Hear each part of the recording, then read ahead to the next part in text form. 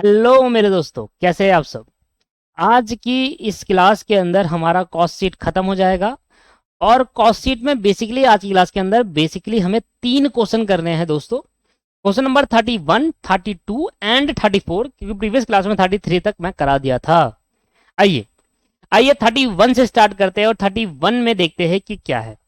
कहता है Indian product limited have receive an inquiry for a supply of 2 lakh number of special type of machine screw. तो machine के औजार है, screw होता है ना, स्क्रू, वो जो पेचकस होते हैं, प्लास वगैरह होते हैं वो। देखो क्या है, हमें उससे मतलब नहीं, हमें देखना है टोटल नंबर ऑफ यूनिट्स कितनी है। 2 लाख नंबर ऑफ यूनिट्स की इंक्वायरी आई है। Capacity exit for a manufacture of screw in a company unit number 3, but fixed investment is 60,000। Working capital to the extent 25% of the sale value which required if the job is undertaken. नहीं है समझ में आया, नहीं समझ में आया, पढ़ के तो समझ नहीं आया, कोई बात नहीं, आगे बढ़ते हैं, सब समझ में आएगा दोस्तों, सारा करवा दूंगा तो कुछ छूटेगा नहीं। हाँ, मटेरियल लग रहा है 2 LBS। तो दोस्तों जैसे ये LBS क्या है, जैसे केजी वेट को मेजर करते हैं केजी वगैरह में, तो ऐसी ही LBS एक लैटिन टर्म है जिसको वेट या मास प्रोडक्शन जो होती है उसको मेजर करने के लिए करा जाता है। ठीक है, तो आप समझिए 20,000 केजी है और 2.5 रुपए पर केजी है, मतलब 20,000 LBS है और 2.5 रुपए पर LBS है। तो 20,000 यूनिट समझ लो या केजी समझ लो, और 2.5 रुपए पर केजी ऐसा समझ लीजिए, उससे फर्क नहीं पड़ेगा। लेबर आर्स कह रहा है डायरेक्ट 18,000 ऑफ विच, जिसमें से 2,000 would be over time hours payable at the double rate of the labour rate. कहता जी लेबर आवर्स जो है वो 18,000 घंटे है टोटल, जिसमें से 18 में से 2,000 घंटे ओवर टाइम का है। ओवर टाइम जो करा जाता है उसमें डबल रेट से पेमेंट होती है, डबल रेट से। ठीक है, labour are 1 rupees per hour. Labour rate क्या है कि अगर एक लेबर 1 घंटा काम करेगा तो उसको 1 रुपये मिलेगा, और जो ओवर टाइम काम करेगा, जितने घंटे ओवर टाइम काम करेगा उसमें 2 रुपये मिलेंगे, मतलब डबल रेट से मिलेगा। तो देखो अगर मैं कहूंगा 18,000 घंटे टोटल काम करे हैं, जिसको 2 भागों में बांट देते हैं, एक 16,000 घंटे जो नॉर्मल आवर्स है जो काम करते हैं, और 2,000 घंटे जो ओवर टाइम काम करा है, मतलब ये करने के बाद 2,000 एक्स्ट्रा और काम करा है, तो इसको तो 1 रुपये के हिसाब से मिलेगी, इसको 2 रुपये के हिसाब से मिलेगी, डबल रेट से मिलेगा। फैक्ट्री ओवरहेड 1 पर डायरेक्ट लेबर आर, मतलब जितने लेबर आर है उसके 1 रुपये के हिसाब से फैक्ट्री कॉस्ट आएगी, फैक्ट्री ओवरहेड की। सेलिंग एंड डिस्ट्रीब्यूशन आएगा 23,000 रुपये। Material recover as a scrap at the end of the operation is estimated 2,000 rupees. कह रहा है जो मटेरियल खराब पड़ा हुआ था, जो मटेरियल रॉ मटेरियल लगाया, कुछ स्क्रैप भी निकलेगा। रॉ मटेरियल से जब कोई प्रोडक्शन करते हैं तो कुछ स्क्रैप भी बचता है, वो स्क्रैप हमने साल के एंड में ऑपरेशन खत्म होने के बाद 2,000 रुपये में बेच दिया, एस्टिमेटेड रिकवरी हो गई उससे। The company expect a net return और 25% ऑफ अ कैपिटल एम्प्लॉयड। हो गया return means profit. 25% capital employed का 25% प्रॉफिट वो चाहती है कंपनी अर्न करना। Prepare cost sheet and price statement indicating the price which should be quote to the customer. कह रहा है जी एक कॉस्ट शीट बनाकर दिखाओ और सेलिंग प्राइस निकाल के दिखाए, वो प्राइस जो कस्टमर से चार्ज करना चाहिए वो प्राइस फाइंड आउट करके दिखाइए। चलिए दोस्त, इसमें कुछ भी ज्यादा खास नहीं है, बस सबसे इंपॉर्टेंट चीज बस यही वाली लाइन है कि हम 25% जो निकालेंगे वो कैपिटल एम्प्लॉयड कैसे निकालेंगे। What is the capital employed, मतलब क्या है ये कैपिटल एम्प्लॉयड, और बेसिकली क्या आपने अकाउंटिंग में पढ़ा होगा कैपिटल एम्प्लॉयड। तो कैपिटल एम्प्लॉयड 2 तरीके से मिलकर बन रहा है दोस्त। कहता है जी जो कैपिटल एम्प्लॉयड है ना दोस्तों, वो 2 तरीके के मिल से मिलता है। एक तो आपके पास फिक्स्ड इन्वेस्टमेंट और एक आपके पास वर्किंग कैपिटल। फिक्स्ड इन्वेस्टमेंट और वर्किंग कैपिटल, वर्किंग कैपिटल को कहते हैं रोजाना खर्चे, कंपनी के रोजाना खर्चे, रेगुलर बेसिस पे जो एक्सपेंसेस होते हैं उसको वर्किंग कैपिटल कहते हैं। फिक्स्ड इन्वेस्टमेंट मतलब मशीन खरीदी एक बार मशीन खरीदने पे लगा दिया पैसा, दैट्स कॉल्ड फिक्स्ड इन्वेस्टमेंट। तो फिक्स्ड इन्वेस्टमेंट और प्लस वर्किंग कैपिटल दोनों को मिलाकर बनता है कैपिटल एम्प्लॉयड। कितना पैसा लगा दिया गया है, एक ओनर ने, एक पार्टनर ने अपने बिजनेस में कितना पैसा लगाया, दैट्स कॉल्ड कैपिटल एम्प्लॉयड। और कैपिटल एम्प्लॉयड 2 चीज से मिलकर बनता है। कुछ पैसा वो फिक्स इन्वेस्टमेंट के तौर पर लगाएंगे, जैसे कि फैक्ट्री का रेंट देना 1 साल के लिए, जैसे कि आपके पास मशीनें खरीदना मैन्युफैक्चरिंग करने के लिए, तो ये सब क्या होगा, फिक्स इन्वेस्टमेंट हो गई। दूसरा वर्किंग कैपिटल, रेगुलर रोजाना बेसिस के खर्चे, भाई रॉ मटेरियल लाना, रेगुलर बेसिस पर रॉ मटेरियल लाना, ये सब लेबर खर्चा रेगुलर बेसिस का, तो वर्किंग कैपिटल। तो कैपिटल एम्प्लॉयड का मतलब होता है कितना पैसा लगा दिया गया है कंपनी के ओनर या पार्टनर द्वारा। ठीक है, वो पैसा दो टाइप से लग सकता है, एक तो फिक्स्ड के रूप में, एक वर्किंग कैपिटल के रूप में। फिक्स का मतलब होता है वन टाइम इन्वेस्टमेंट, एक बार इन्वेस्टमेंट कर दी, लंबे टाइम के लिए चलता है, जैसे मशीन में इन्वेस्टमेंट करना, बिल्डिंग खरीद लेना, वो सब। और वर्किंग कैपिटल का मतलब होता है रोजाना बेसिस पे करते हैं, रेगुलर बेसिस पे जो एक्सपेंसिव होते हैं, रॉ मटेरियल खरीदना, ये सब करके, तो उन चीजों के लिए। तो इन दोनों को ऐड करने के बाद बनता है कैपिटल इंप्लॉयड। कैपिटल इंप्लॉयड जो भी आएगा उसका 25% होगा प्रॉफिट। सिंपल, क्लियर हो गया, समझ में आया? समझ में आ गया। आइए क्वेश्चन करते हैं। आइए दोस्तों, एक क्वेश्चन करके देखते हैं, अगला क्वेश्चन देखते हैं। Question number 31, statement showing cost sheet. इसमें सारी कैलकुलेशन कैपिटल एम्प्लॉयड वाली है और कुछ नहीं है, स्टेटमेंट शोइंग कॉस्ट शीट और कुछ भी नहीं है इस क्वेश्चन में, बड़ा सिंपल सा क्वेश्चन है।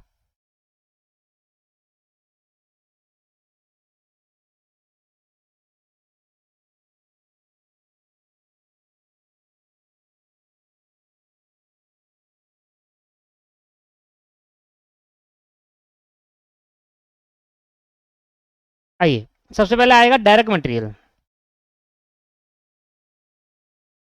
सबसे पहले क्या आएगा दोस्त? Direct material. अच्छा, डायरेक्ट मटेरियल क्या आएगा? दे रखा है 20,000 एलबीएस लगता है और ₹2.5 पर एलबीएस लगता है, तो 20,000 इस तरीके की मान लो 20,000 यूनिट मल्टीप्लाई बाय एक यूनिट ₹2.5 की, भैया 20,000 मल्टीप्लाई बाय ₹2.5। ठीक है, मेजरमेंट किसमें कर रहा है, हमें क्या लेना देना, हमें तो सिंपल दे रखा है भाई 20,000 एलबीएस है और 22.30 पर एलबीएस का है। देखो एलबीएस अलग अलग यूनिट ऑफ मेजरमेंट होती है, जैसे ग्राम हो गया, केजी हो गया, है ना, ये सब यूनिट्स है, मेजरमेंट यूनिट्स कहते हैं इनको, मैथमेटिक्स का काम होता है ये। हमारा काम मल्टीप्लाई करना है 46,000, मैथ थोड़ा पढ़ रहे हैं आप, ठीक है। वैसे ये जो अलग अलग मेजरमेंट ऑफ यूनिट्स होती है, जो कि मास प्रोडक्शन को, वेट को मेजर करने के लिए बनाई जाती है, अलग अलग तरीके से मेजर करा जाता है। जैसे कि आपको मैं बता दूं एग्जांपल, जब हम रोड को मेजर करते हैं ना, रोड को तो किलोमीटर में मेजर करते हैं, किलोमीटर को, भाई यहां से लेकर वहां तक की रोड है तो दैट इज किलोमीटर, इतने किलोमीटर दूर हमें जाना है, इतने किलोमीटर दूर जाना है। जब आप समुंदर में मेजर करते हो, समुंदर को मेजर करते हो कि भाई कितना दूर हमें जाना है समुंदर से, एक जगह से दूसरी जगह पर, वाटर को, वाटर में जब हम चीजों को मेजर करते हैं कि एक जगह से दूसरी जगह में क्या, तो नॉटिकल माइल्स में मेजर करते हैं, आपने सुना होगा कभी। तो जब हम लैंड को मेजर करेंगे तो किलोमीटर में, और जब हम वाटर को मेजर करेंगे तो नॉटिकल माइल्स में करते हैं, नॉटिकल माइल्स। तो ये वाटर को मेजर करने का, भाई आज यहां से यहां तक का नॉटिकल माइल होता है, तो एक नॉटिकल माइल कुछ किलोमीटर के बराबर होता है, ठीक है। तो बेसिक जब हम मैथ के अंदर घुसते हैं तब सीखा जाता है ये चीज, सिंपल है। डायरेक्ट लेबर की बात कर लेते हैं, हमें मैथ के अंदर नहीं घुसना दोस्त, हमें कॉस्टिंग के अंदर आना है। कॉस्टिंग वापसी जम करते हैं। कहते हैं डायरेक्ट लेबर दो तरीके से, देखो 18,000 के हमने दो पार्ट करे। पहला 16,000 तो नॉर्मल आवर्स है तो उसको ₹1 के हिसाब से पेमेंट होगी, और जो 2,000 ओवर टाइम करे उसको डबल रेट से पेमेंट होगी। पहले एक के हिसाब से होती थी तो डबल कितना होगा? 2। समझ में आया नहीं आया क्या बोल रहा हूं मैं? टोटल 18,000 घंटे काम करे, जिसमें से 2,000 आउट ऑफ विच लिखा था, ऑफ विच 18,000 ऑफ विच 2,000, जिसमें से 2,000 ओवर टाइम आवर्स है। तो अगर 2,000 ओवर टाइम आवर्स है तो डबल रेट से पेमेंट होगी। तो भैया 16,000 इंटू 1 यह आ जाएगा 16,000, और 2,000 इंटू 2 क्या आ जाएगा? 4,000। ऐड कर देंगे सर, कितना आ जाएगा सर? 20,000 रुपीज आ जाएगा। यहां तक क्लियर होगी बात? हाँ जी, ठीक है सर। अच्छा, इसके बाद अगर आप देखेंगे तो यहां से हम लेस कर देंगे, वैसे मुझे पहले कर लेना चाहिए था दोस्त, ये ना पहले करना है आपको, जगह नहीं है, यहां करना है। एक बार मैं ऊपर लिख देता हूं थोड़ा, याद है वो देखो, डायरेक्ट मटेरियल खरीदा था, डायरेक्ट मटेरियल खरीदा था हमने, और कितने का था direct material? Less sale of scrap, sale of scrap. आपको पता है स्क्रैप माइनस क्यों करते हैं? डायरेक्ट मटेरियल जो कि हमारा 20,000 इंटू 2.30 आया था, दैट इज कॉल्ड 46,000, और स्क्रैप में हमारा जो हो गया 2,000 रुपये, कितना आया सर? 44,000 रुपये। ये ऐसा करना था। एक चीज वो लास्ट में लिखी थी ना, स्केल ऑफ स्क्रैप, ये वाला, कि भाई मटेरियल जो रिकवर हो गया scrap at the end of the operation estimated 2,000 रुपये का बिक जाएगा। समझाता हूँ क्यों मैस करा है, ध्यान सुनिए भाई। देखो मैं दुकान से, सुनना, मैं दुकान से क्या करा, मैं दुकान से गया और दुकान में जाकर मैंने एक लोहे की चीज खरीदी, मैंने एक लोहे की चीज खरीदी, मान लेते हैं कुछ लोहे का स्टैंड खरीद लिया, ठीक है।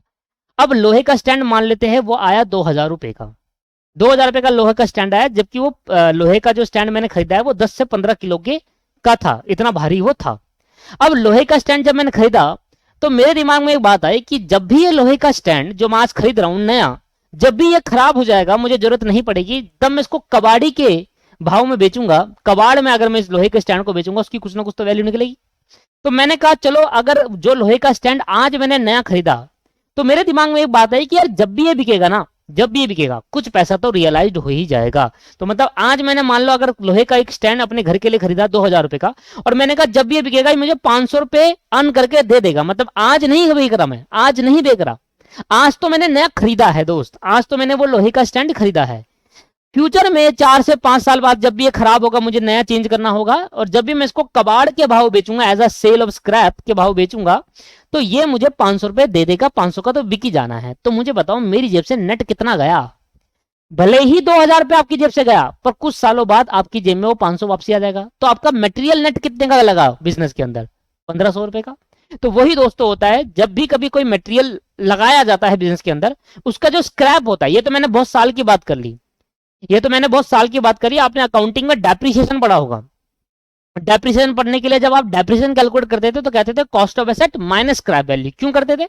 इसलिए करते थे क्योंकि जो एसेट्स होती है उसकी कुछ ना कुछ स्क्रैप वैल्यू तो होगी। आपने एक मशीन खरीदी है, मशीन इतना भारी होती है, कबाड़ के भाव में बेचेंगे तो कितने रुपए मिल जाएंगे? 10-15 हजार रुपए मिल जाएंगे मशीन के। तो वो माइनस कर दोगे? नहीं कर दो, क्योंकि मिलने तो है ही, वो लोहा है मशीन में, इसलिए माइनस कर दे। क्योंकि जानना चाहते हो कि नेट कितना पैसा खर्च हुआ। 2 लाख की मशीन खरीदी, 20,000 रुपए आपको स्क्रैप के माल बेचोगे, जब उसको कबाड़े भाव बेचोगे 20,000 मिल जाएगा, तो आपका जेब से 81 गया, तो नेट कॉस्ट 81 आई। सेम एज इट दोस्तों डायरेक्ट मटेरियल में भी होता है। जब भी कोई मशीन के अंदर मटेरियल लगाया जाता है, नया मटेरियल लगाया जाता है, कुछ ना कुछ स्क्रैप बचता है।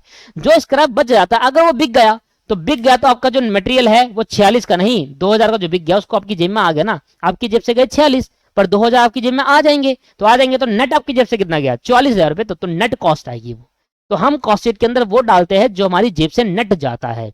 46 पहले पे करा, ठीक है, रॉ मटेरियल खरीदा 46,000 पे करा, पर इसका जो स्क्रैप होगा वो 2000 में बिक जाएगा, ये हमें पता है, एस्टिमेट कर लिया, अनुमान लगा लिया। अब बिक जाना है तो क्या क्या करेंगे दोस्त? जो नेट अमाउंट हमारी जेब से गया होगा वो हम रिकॉर्ड करके दिखाएंगे। समझ में आया कि क्यों सेल ऑफ स्क्रैप माइनस करा है? क्योंकि ये हमारी वापसी हमारी जेब में आ जाना है इसका पैसा। तो 46 गया, 2 वापसी आ जाएगा, तो कितना बच जाएगा? कितना हमारा नेट हमारी जेब से खर्च हुआ? 44,000 रुपीज। तो इसलिए सेल ऑफ स्क्रैप माइनस करा जाता है। जब आप ये कर दोगे तो उसको ऐड करने के बाद आता है प्राइम कॉस्ट। इसको ऐड करने के बाद क्या आता है दोस्त? Prime cost. तो भैया 44,000 रुपए प्लस 20,000, आपके पास आएगा प्राइम कॉस्ट 64,000 रुपीज। इसके बाद क्या रहा है दोस्त? इसके बाद फैक्ट्री ओवरहेड को ऐड कर देंगे। फैक्ट्री ओवरहेड के बारे में आपसे बोला था कि भैया फैक्ट्री ओवरहेड जितने डायरेक्ट लेबर आर होंगे उसमें 1 रुपए के हिसाब से देंगे। आपने कितने घंटे काम करे? 18,000 घंटे काम करे। जब हम फैक्ट्री ओवरहेड निकालेंगे ना, तो वो ये नहीं कहेगा कि डायरेक्ट लेबर बिना ओवर टाइम वाला। कहां लिखा है यहाँ पर बिना ओवर टाइम वाला? कहीं नहीं लिखा। उसने कहा जी 1 रुपए देंगे हर डायरेक्ट लेबर आवर्स काम करने, तो टोटल 18,000 घंटे है। अब वो ओवर टाइम हो कुछ भी हो, टोटल काम कितना हुआ? 18,000 घंटे का ना। तो 18 घंटे 1000 घंटे इंटू 1 रुपए के हिसाब से फैक्ट्री ओवरहेड की कॉस्ट आएगी, दैट्स कॉल्ड 18,000। कॉस्ट आने का जो ऐड कर देंगे उसको बोलेंगे फैक्ट्री कॉस्ट। Factory cost. अगर आप मेरे साथ साथ ये सारे क्वेश्चन आपने किए होंगे ना, तो अब आपका कॉन्फिडेंस लेवल कुछ अलग ही लेवल का है। अब जो कॉन्फिडेंस आपके कुछ अलग ही लेवल का है। फैक्ट्री ओवरहेड के बाद ऐड कर देंगे ऑफिस एंड एडमिनिस्ट्रेशन ओवरहेड। है क्या क्वेश्चन में? ऑफिस एंड एडमिनिस्ट्रेशन है ही नहीं। तो जो फैक्ट्री ओवरहेड है वही क्या बन जाएगा? Cost of good sold. वही कॉस्ट ऑफ प्रोडक्शन बन जाएगा, और वही कॉस्ट ऑफ गुड सोल्ड बन जाएगा। है ही नहीं दोस्तों ऑफिस एडमिनिस्ट्रेशन। तो ऐड कर देंगे selling and distribution. Selling and distribution overhead, ये हमें क्वेश्चन में पहले से गिवन है, that's called 23,000 rupees selling and distribution cost. 23,000 रुपए की सेलिंग एंड डिस्ट्रीब्यूशन कॉस्ट है। इसको ऐड करने के बाद जो आएगा उसको हम कहते हैं cost of sale. Selling and distribution overhead is the last overhead, ठीक है, एक लास्ट ओवरहेड होता है। इसके बाद कर देंगे कॉस्ट ऑफ सेल। इसके बाद ऐड कर देंगे कॉस्ट ऑफ सेल। ये मतलब ये वो कॉस्ट है जिसमें गुड्स बिकने को तैयार है। 82,000 प्लस 23,000, यह आ गया 1,05,000 रुपए। 1,05,000, 1,05,000। अच्छा, इसके बाद हम ऐड करेंगे दोस्त, पता है आपको क्या? इसके बाद हम ऐड करते हैं, आपको पता है, प्रॉफिट। और प्रॉफिट ऐड करने के बाद हमारे पास क्या आ जाता है? सेल। अब ना तो मुझे प्रॉफिट पता है और ना ही मुझे सेल पता है। हाँ, प्रॉफिट निकालने का तरीका पता है, तो इसके लिए बनाऊंगा वर्किंग नोट नंबर 1। प्रॉफिट निकालने का तरीका क्या था? क्या था वर्किंग नोट नंबर 1? कहता है प्रॉफिट निकालने का तरीका है, प्रॉफिट जो आएगा वो 25% ऑफ कैपिटल इंप्लॉयड है। कितना पैसा बिजनेस में लगाया है, इसको हम कहते हैं कैपिटल। हिंदी में लिखना चाहो लिख लो, कितना पैसा बिजनेस में लगा दिया है, कितना पैसा बिजनेस में लगा रखा है, that the meaning of capital employed. अब कैपिटल इंप्लॉयड दो तरीके से लगाया जाता है, एक होता है फिक्स्ड, एक होता है वर्किंग कैपिटल। कुछ पैसा फिक्स इन्वेस्टमेंट के तौर पर लगाया जाता है, कुछ पैसा वर्किंग कैपिटल के तौर पर। वर्किंग कैपिटल मतलब डे टू डे खर्चे, और फिक्स मतलब वन टाइम इन्वेस्टमेंट जो कि लंबे समय के लिए चलता है। ठीक है जी। तो प्रॉफिट कैसे निकलेगा? फिक्स्ड कैपिटल और वर्किंग कैपिटल। अच्छा, 25% निकालूंगा, फिक्स्ड इन्वेस्टमेंट तो मुझे दे रखी है, फिक्स्ड कैपिटल कर लो, दे रखी है। कौन कौन सी फिक्स्ड कैपिटल है? देखो ये रहा 60,000। और वर्किंग कैपिटल कितना है? कहता है वर्किंग कैपिटल है 25% ऑफ सेल वैल्यू। अब ये तो पता नहीं भाई सेल क्या है, तो ये तो 60,000 रुपये तो हमें गिवन है, पर ये 25% है सेल का, 25% ऑफ सेल। ठीक है जी।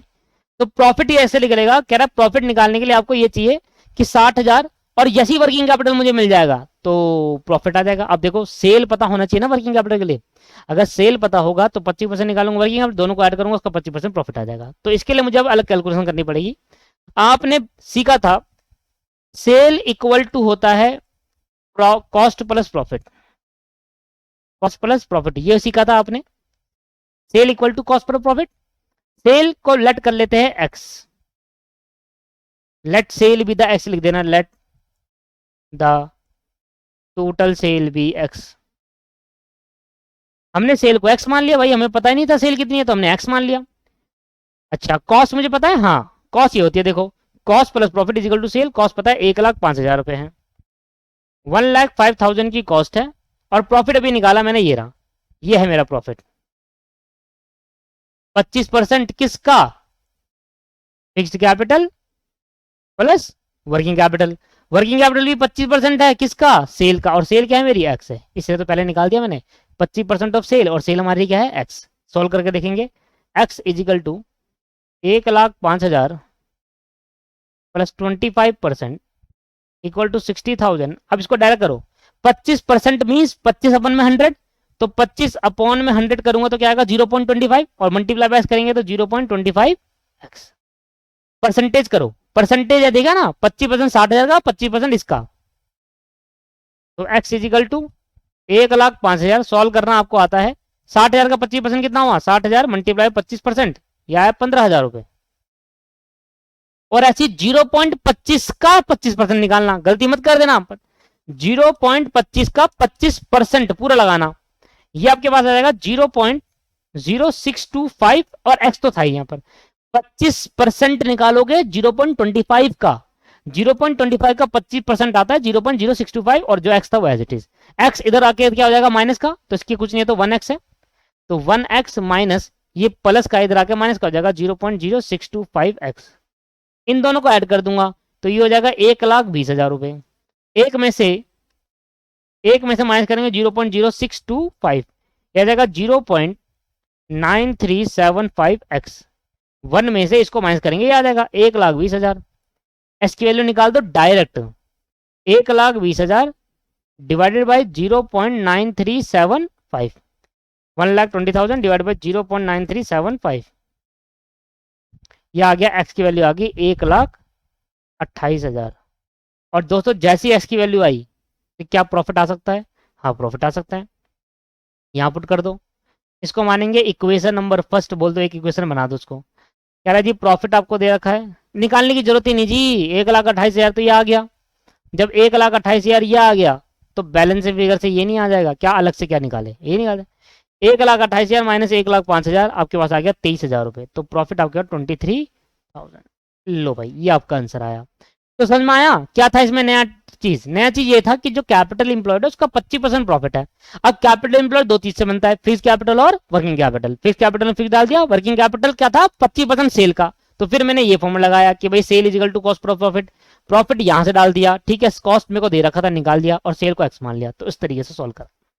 होप आपको क्लियर है, कोई प्रॉब्लम आती है आप मुझसे पूछ लीजिएगा। 31 क्वेश्चन हमारा खत्म हो गया। अब बात करते हैं 32 क्वेश्चन की। S limited manufacture two types of pen, P और क्यू। एस लिमिटेड है जो दो टाइप ऑफ पेन के पी और क्यू बनाते हैं। The cost data for the year ended 31 June 2017 दे रखा है। तो डायरेक्ट मटेरियल आपको दे रखा है, डायरेक्ट वेजेस आपको दे रखा है, प्रोडक्शन ओवरहेड आपको दे रखा है और टोटल आपको दे रखा है। तो मतलब डायरेक्ट मटेरियल पता है, डायरेक्ट वेजेस पता है, फैक्ट्री ओवरहेड पता है और इन सबका टोटल भी आपको पता है। कहता है direct material in type P cost twice as much direct material in type Q. कहता है डायरेक्ट मटेरियल जो टाइप पी में लग रहा है वो डबल है डायरेक्ट मटेरियल टाइप क्यू के में लगने वाला मटेरियल। टाइप क्यू में जो मटेरियल लगता है उसका डबल लगता है टाइप पी में। Direct wages for type Q were 60% of those for type P. Type P में जितना वेजेस लग रहा है उस पर 60% लगेगा डायरेक्ट वेजेस टाइप क्यू में। Production overhead was the same rate for both type. दोनों टाइप में प्रोडक्शन ओवरहेड सेम है। अच्छा ये जो टाइप दे रखा है मुझे किसका दे रखा है, ये तो ऐसे नॉर्मल डाटा दे रखा है। एडमिनिस्ट्रेशन ओवरहेड है 200% ऑफ डायरेक्ट लेबर ईच, दोनों में ईच लिखा है मतलब 200% डायरेक्ट लेबर टाइप पी के लिए और 200% डायरेक्ट लेबर का 200% टाइप क्यू के लिए। सेलिंग कॉस्ट वर 50 पैसा पर पेन फॉर बोथ टाइप।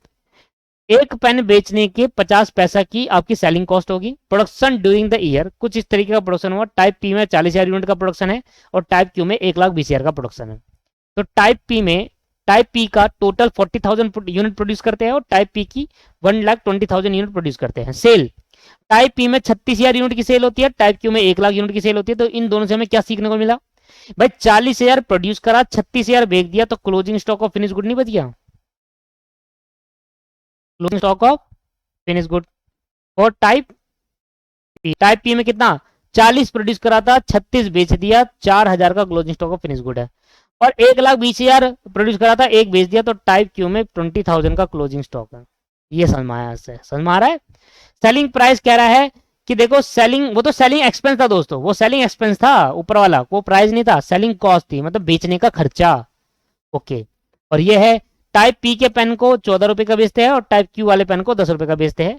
कह रहा है प्रिपेयर करो statement showing the unit cost of production, total cost, profit, also total sale value और profit separately of the two type of pen. मतलब दोनों टाइप ऑफ पेन के टाइप पी और type Q में आपको टोटल कॉस्ट निकालो, cost per unit निकालो, profit निकालो, प्रॉफिट पर यूनिट भी निकाल देंगे, सेल निकालो, सेल पर यूनिट तो दे रखी है। ठीक है दोस्त, आइए स्टार्ट करते हैं। सिंपल सा क्वेश्चन है ये भी, पर दो अलग अलग टाइप के हैं।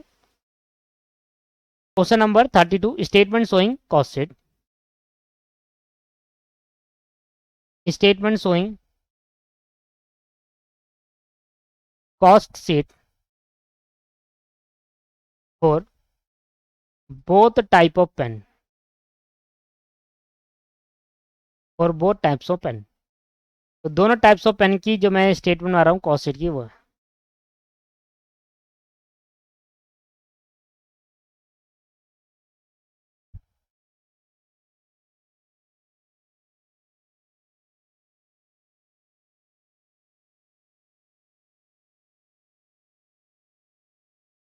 कौन सा टाइप है, दो टाइप है ना, टाइप पी और टाइप क्यू। टाइप पी और टाइप क्यू।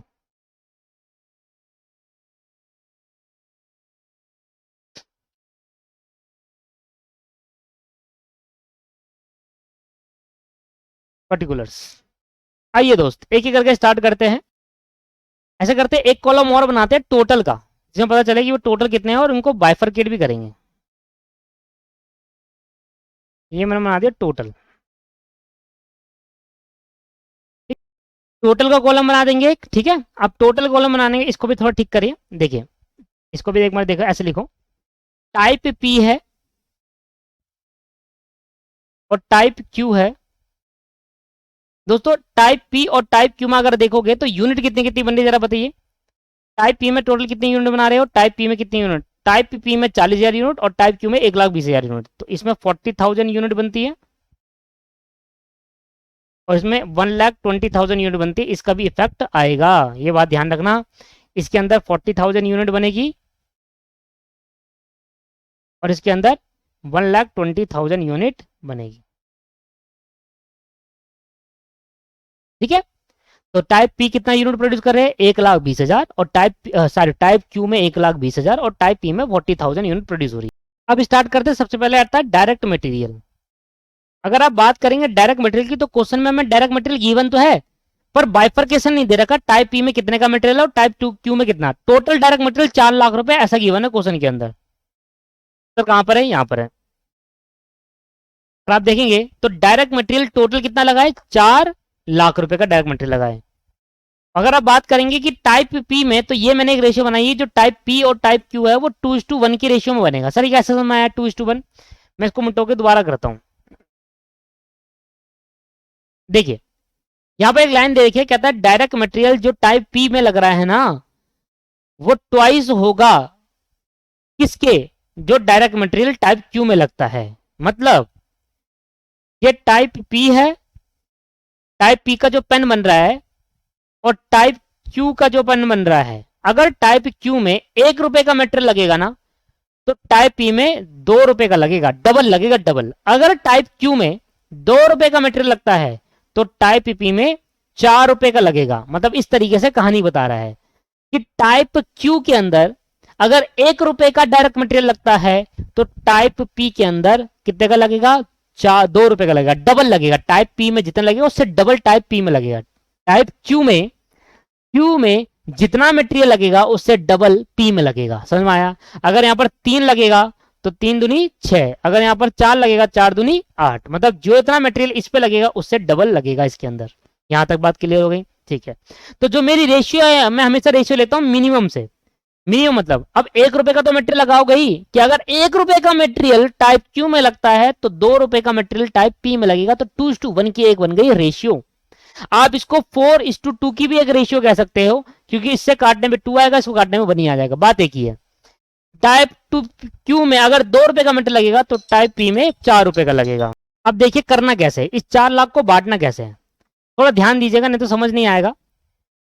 अभी मैंने मान के चला हूं, मिनिमम आपको यही मान के चलना है कि अगर टाइप क्यू में 1 रुपए का मटेरियल लगता है, अगर टाइप क्यू में 1 यूनिट पे 1 रुपए का मटेरियल लगेगा, और तो टाइप पी में 2 रुपए का मटेरियल लगेगा 1 यूनिट पर। समझ में आ रहा है?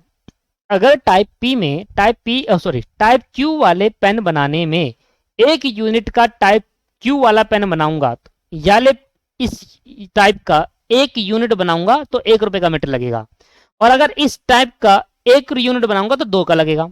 अगर इस टाइप के पेन में 1 यूनिट बनाने पे अगर 2 रुपए का मटेरियल लगता है तो इस पे कितने का लगेगा, एक पेन बनाने में 4 रुपए का। मतलब ये जो प्राइस मैं आपको बता रहा हूं दोस्तों, ये price according to per unit है, कि अगर मैं 1 यूनिट इसकी बनाऊं, 1 यूनिट इसकी बनाने पे अगर 2 रुपए का मटेरियल लगता है तो इसकी 1 यूनिट बनाने पे 4 का लगेगा, डबल लगेगा उस पे। मतलब जो इसका प्राइस होगा 1 यूनिट का, उससे डबल होगा इसका प्राइस। समझ में आया ये बात?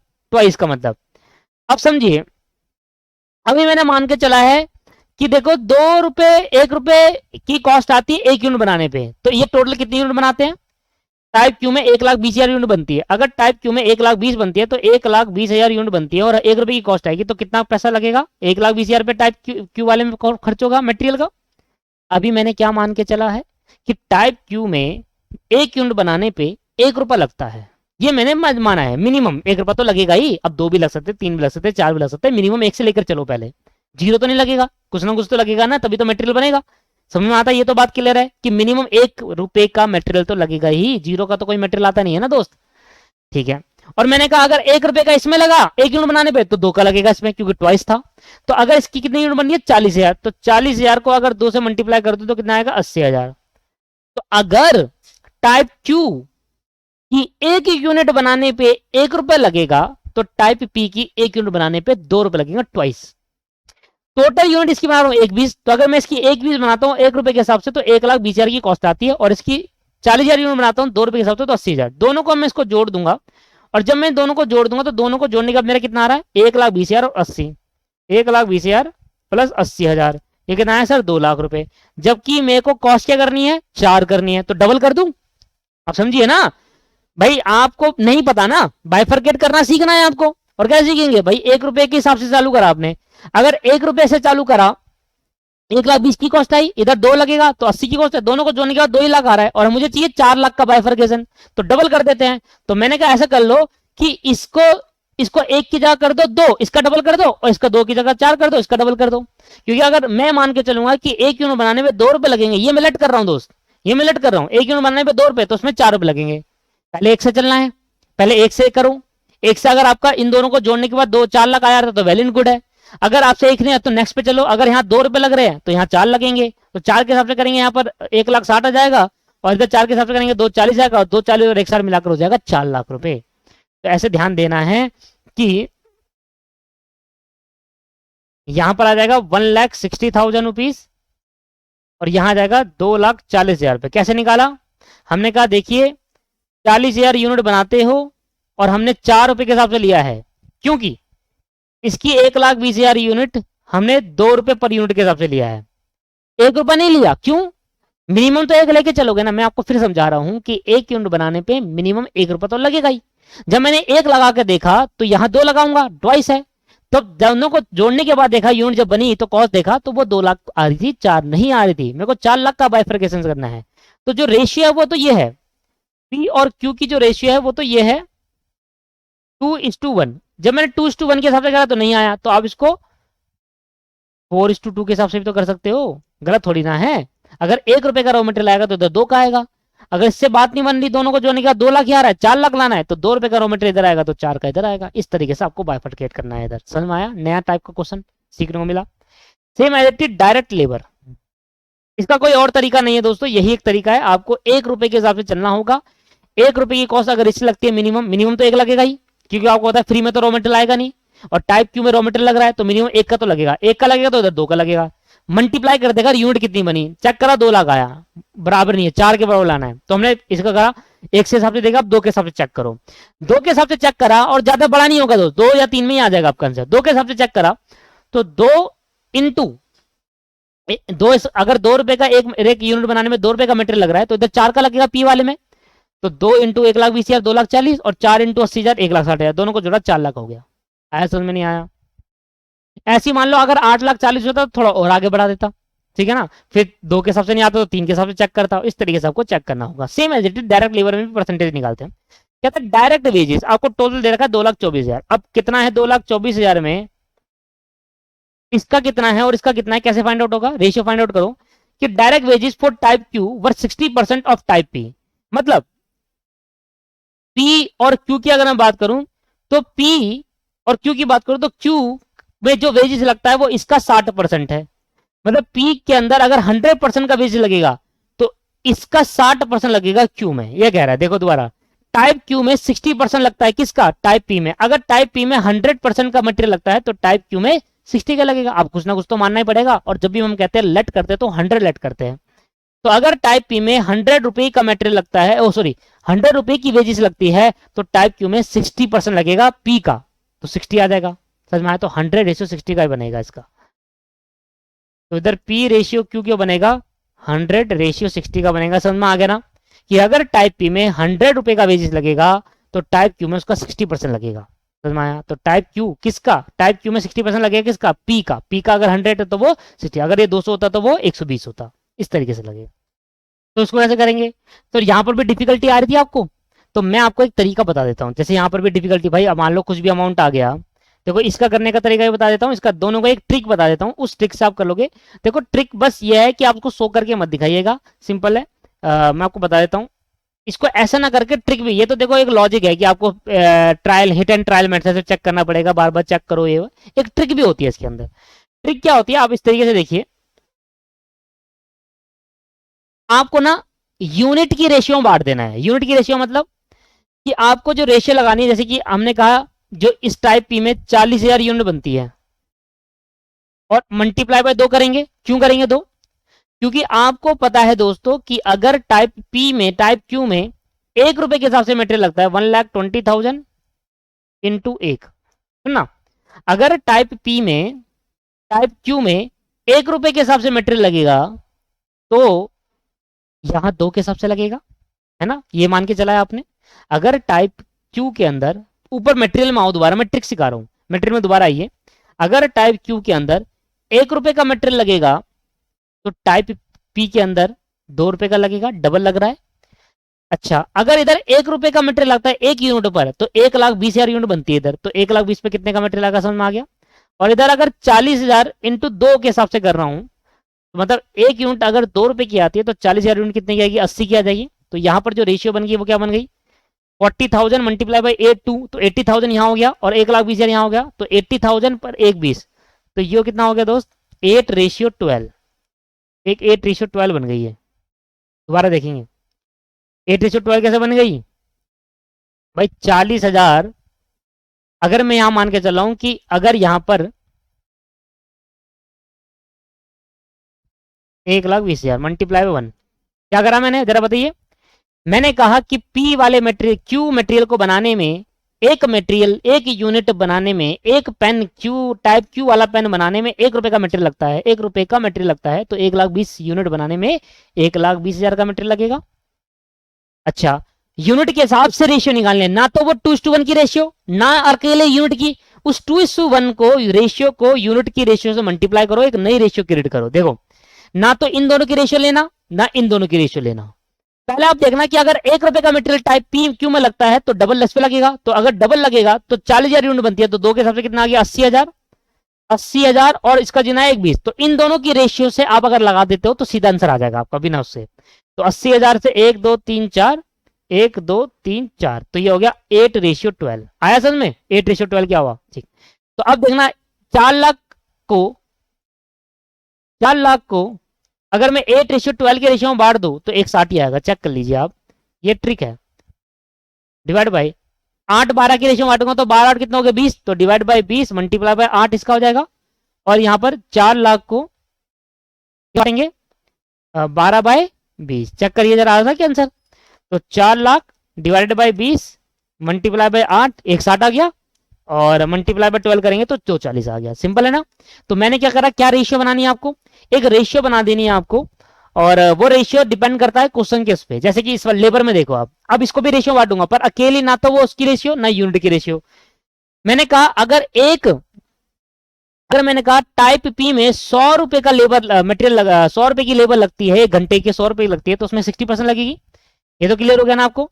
तो मैंने कहा 40,000 घंटे अगर यूनिट बनाते हैं और एक यूनिट पे 100 रुपए की लेबर लगती है, दोबारा बता रहा हूं मैं, अगर मैंने कहा मैं 40,000 यूनिट बनाता हूं और एक यूनिट पे 100 रुपए की लेबर लगती है, ठीक है, तो अगर टाइप पी वाले में 100 रुपए की लेबर लग रही है, तो टाइप क्यू वाले में कितने की बनेगी, 60% उसका 100 का 60 रुपए की लगेगी। ये तो सीखा था अभी कि टाइप बी में जितनी लेबर लगती है एक यूनिट पे, कितने लेबर कॉस्ट आती है, 100 रुपए की। मतलब एक यूनिट अगर, समझ लो, मतलब एक यूनिट अगर मटेरियल बनाएंगे तो 100 रुपए का वेजेस देना होगा टाइप पी में। टाइप पी एक पेन है, अगर टाइप पी वाला पेन एक यूनिट बनेगा तो 100 रुपए का वेजेस लगेगा। और अगर टाइप पी में 100 रुपए का वेजेस लग रहा है एक पेन बनाने में, तो टाइप क्यू में उस 100 का 60% लगेगा। तो 100 और 60 मैंने क्या करा, लेट करा है। तो अब मुझे बताओ, अगर 100 रुपए एक पेन बनाने के, तो 40,000 पेन बनाने के कितने हो जाएंगे, 40 लाख, ठीक है। और इधर ऐसी अगर इधर 100 लग रहा है तो इसका 60% प्राइस यहां लगेगा। मतलब इधर अगर एक यूनिट बना, एक पेन बनाने में 100 रुपए वेजेस देना पड़ता है, तो इसका 60% 60 रुपए, तो इधर वाले पे टाइप क्यू के एक पेन बनाने में 60 रुपए का वेजेस देना पड़ता है। ये समझ में आया आपको कॉन्सेप्ट, जो कि यहां से हमें सीखने को मिला। पर यहां पर आपको ना तो 100:60 की रेशियो लेनी है, ना इसकी रेशियो लेनी है, आप दोनों को मल्टीप्लाई करके एक रेशियो क्रिएट करेंगे, वो रेशियो अप्लाई कर देंगे, आपका आंसर आ जाएगा। तो 60, एक यूनिट बनाने में 60 रुपए का वेजेस, तो 12 यूनिट बनाने का 72 लाख का वेजेस लग जाएगा मुझे। सिंपल सी बात है, आपने टोटल कितना वेजेस लगा, हमने कहा अगर 100 रुपए का, ये तो लेट अमाउंट है दोस्त, ये लेट अमाउंट है, इतना रुपए का वेजेस नहीं पे कर रहे, एक लेट लिया है कि 100 होती है हर चीज अपने आप में, वो 60 हो गया। तो अगर एक यूनिट बनाने पे 100 रुपए का वेजेस, तो 40,000 यूनिट बनाने में 40 लाख का वेजेस देना पड़ेगा। और ऐसी एक यूनिट बनाने में पी क्यू की 60 रुपए का वेजेस, तो एक 20 में 72 लाख का, लैख टू लैख कट गया। 40:12 72 आ गया। इससे और डिडक्ट कर सकते हैं, हाँ। 72 को 2 से डिवाइड करेंगे तो 36 आ जाएगा, फिर 2 से डिवाइड करेंगे तो 18 आ जाएगा, और फिर 2 से डिवाइड करेंगे तो 9 आ जाएगा। तो ये तो बन गई 9। तो 8 के टेबल में गया, 8 5 जा 40, 8 5 जा 40 और 8 9 जा 72, ठीक है जी। 5:9 की रेशियो में इसको बांट देंगे। बांटना जी, मैंने कहा देखो 2,24,000 इंटू 5/14 हो जाएगा टोटल, और ऐसे ही 2,24,000 इंटू 9/14। क्या बात क्लियर है यहाँ तक, हाँ जी। तो 2,24,000 डिवाइड बाई 14 मल्टीप्लाई बाय 5, ये आ जाएगा 80,000। देखो आ गया ना डायरेक्ट 80,000। तो कुछ अब सोचने की जरूरत ही नहीं है। 80,000 और यहाँ पर कितना आ जाएगा 2,24,000 डिवाइड बाई 14 मल्टीप्लाई बाई 9, 1,40,000 रुपए। समझ में आया कैसी रेशियो क्रिएट करनी है? पहले तो देख लो क्वेश्चन क्या कर रहा है, 2:1 का रेशियो या 100:60 का। उसको पहले उनके यूनिट से रिस्पेक्टिव यूनिट से मल्टीप्लाई करो और जो उसका उसको रिड्यूस करके रेशियो में कन्वर्ट कर लो। ठीक है जी, उस तरीके का आपको बटेगा। तो डायरेक्ट मटेरियल डायरेक्ट लेबर थोड़ा यहाँ पर हो गया, पेपर में ऐसा मत करके दिखाना। अलग से वर्किंग नोट बना सकते हो तो बना लीजिएगा, कोई दिक्कत नहीं, पर ऐसा मत करना, थोड़ा अच्छा नहीं लगता, प्रेजेंटेशन अच्छी नहीं होती, बस और कुछ नहीं। या वर्किंग नोट में शो करके दिखा सकते हैं। तो यहाँ पर आ जाएगा प्राइम कॉस्ट। तो 4 और 2 6,24,000 रुपए की, 2,40,000 रुपए, 3,84,000। ठीक है जी। प्राइम कॉस्ट के बाद हम ऐड करेंगे फैक्ट्री ओवरहेड। प्राइम कॉस्ट में ऐड करेंगे फैक्ट्री ओवरहेड, ये भी क्वेश्चन के अंदर गिवन है हमारे को।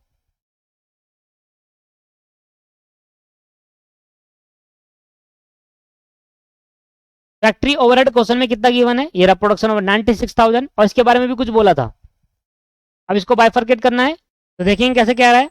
कह रहा है production overhead was of the same rate of both the type. Same rate मतलब 50-50 है। सेम रेट मतलब क्या है, 50-50। अब बच्चे क्या करते हैं यहाँ पर, स्टूडेंट क्या करते हैं यहाँ पर, इस 96,000 को 50-50 कर देते हैं। मैंने कहा नहीं, ये समझ लो कि आपको जो प्रोडक्शन ओवरहेड है सेम रेट का बोथ द टाइप में, मतलब अगर 50% इधर लगेगा तो 50 इधर लगेगा, 100 इधर लगेगा तो 100 इधर लगेगा, 1 रुपया इधर लगेगा तो 1 रुपया इधर लगेगा। तो इक्वल रेशियो है। तो आप जो रेशियो बनाएंगे वो इसके हिसाब से तो इक्वल है, पर आपको मैंने जो रेशियो बताई थी वो क्या करते हैं, यूनिट को मल्टीप्लाई करके रेशियो क्रिएट करते हैं। नहीं तो आप 2:1 क्यों नहीं लगाया इसमें, पहले वाले में नहीं लगाया ना आपने, क्या करा आपने इधर 100:60 क्यों नहीं लगाया आपने दूसरे वाले में? नहीं, मैंने क्या बताया आपको कि जब भी आप अगर डायरेक्ट अप्लाई करना चाहते हैं तो रेशियो जो निकालनी है वो यूनिट को मल्टीप्लाई करने के बाद रेशियो क्रिएट करनी है। तो मैंने कहा देखिए यहां पर 40,000 यूनिट बनता है, तो जितना ओवरहेड इधर लगेगा, 1 रुपए का अगर ओवरहेड इधर लग रहा है तो 1 रुपए का ही इधर लगेगा, मतलब जो रेशियो आ गई वो 1:1 है ना। तो 1:1 को पहले रेशियो में कन्वर्ट करेंगे। ठीक है जी। 1 रुपए का अगर ओवरहेड लगता है तो 40,000 यूनिट, एक यूनिट को बनाने में 1 रुपए का ओवरहेड इधर लगेगा तो 1 रुपए का इधर लगेगा, मिनिमम तो 1 रुपया लगेगा ही ना। मिनिमम तो लगेगा, जीरो तो हो नहीं सकता। आप 2 मान लो, आप 3 मान लो, आप 4 मान लो, सिर्फ भी रेशियो सेम ही आनी है, क्योंकि जितना इधर लगेगा उतना इधर लगेगा। तो अगर 1 रुपए का, ये तो लेट अजम्पशन लिया है दोस्तों, लेट एज्यूम करा है कि अगर 1 रुपए का 1 यूनिट पे ओवरहेड लगता है तो 1:20 में भी उतने का ही लगेगा। समझ में आया? तो कभी भी इस 96 का आधा आधा मत कर देना, यूनिट के हिसाब से रेशियो बनेगी।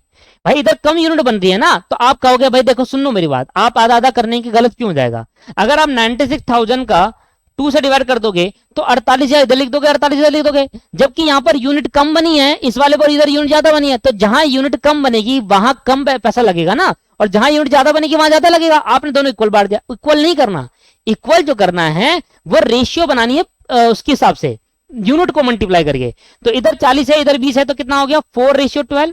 4:12 का मतलब क्या हो गया आपके पास, बेसिकली 2:6 हो गया। ठीक है, 4:12 लिख दो, कोई बात नहीं। तो 96,000 को क्या करेंगे, हम कहेंगे 96,000 को 96,000 इंटू 4/16 और 96,000 इंटू 12/16। ऑब्वियस सी बात है, जहां पर ज्यादा यूनिट बनेगी वहां खर्चा भी तो ज्यादा लगेगा ना, आधा आधा नहीं करेंगे। क्लियर है?